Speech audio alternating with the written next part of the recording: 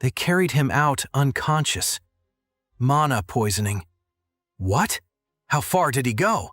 But that's not the important part either, she interrupted. You know, she managed between heavy breaths. An agent in the caves, about 300 meters deep. The director straightened immediately. What? The boy went down to 300 meters? The director almost shouted, then visibly controlled himself. And you followed him there? The girl nodded. Partly, yes. I don't know how far down he fell. They carried him out unconscious. It must have been coincidence. Then ending in mana poisoning. But that's not the important thing. Of course it's important, the director began pacing the office. You were supposed to just watch a normal boy from a safe distance. If something had happened to you, your father would have. The Yino agent had two beasts, a gold-rank hippogriff and an abyssal scorpion. The director stopped dead. Explain. Two beasts, a double tamer. And the scorpion mutation was unmistakable. Only Yino has perfected that technique. Did you discover what he was doing so close to the academy? He was fighting a hydra, with two heads. The director visibly paled. A gold-rank hydra? At 300 meters depth? Now you will tell me you engaged in combat. No, she quickly denied. I stayed hidden. The agent cut off one of the hydra's heads. He was furious, looking for something. Mentioned an egg. The director approached his territory map, his mind working rapidly. Did he see you? Almost. At the end, I think he sensed my presence. By all the dragons, how could you not? The director stopped himself, remembering who he was talking to. This goes beyond watching a suspicious student. I shouldn't have allowed. With all respect, she straightened in her chair. This is what I'm training for. Your father asked me to give you opportunities to improve your espionage skills. The director looked at her seriously. Not to put you in the line of fire of a territorial conflict. You can be a noble house spy, or in the kingdom of Yino when your father gives your hand, not in the deep caves at 10 years old. You put yourself in great danger, and I've improved. Nothing is 100% safe. I managed to follow the boy, discovered the agent, and escaped without being detected. Well, almost. The director. She was kind of right, but the idea that something might have happened to her, the repercussions would have been catastrophic. Go to Professor Yang, he finally said. Tell him to start safeguarding the students of all years and alert the teachers. Defense protocol. She stood up, her legs firmer now. Will you go alone first? If Yino is moving pieces of that rank so close to the academy, they must have a bigger plan. Go with Yang, then rest. You've done enough for today. The girl nodded and headed for the door. And, the director stopped her, his tone softer. Good work. Though I'd prefer if next time you didn't risk so much. A small smile appeared on her lips as she left. She knew she would keep taking some risks. It was part of her training, and after all, she loved being a spy. The director waited for the door to close before taking out his special communicator. A Yino agent, a two-headed hydra, and always in the middle of everything. The mushroom boy had bad luck to always be in the wrong place at the wrong time.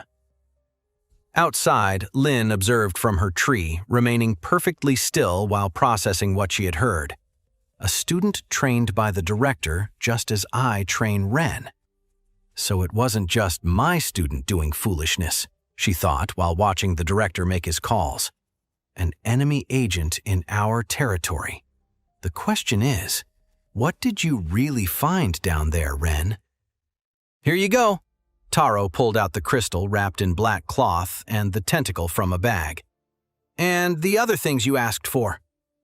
Ren took only the tentacle and crystal with trembling hands. And did you find them too? Yes, Taro nodded, nervously watching the infirmary door. But I still think this is a terrible idea. If she arrives before you are done, just don't let them interrupt me for a few minutes. I'm faster at the process now, and quieter.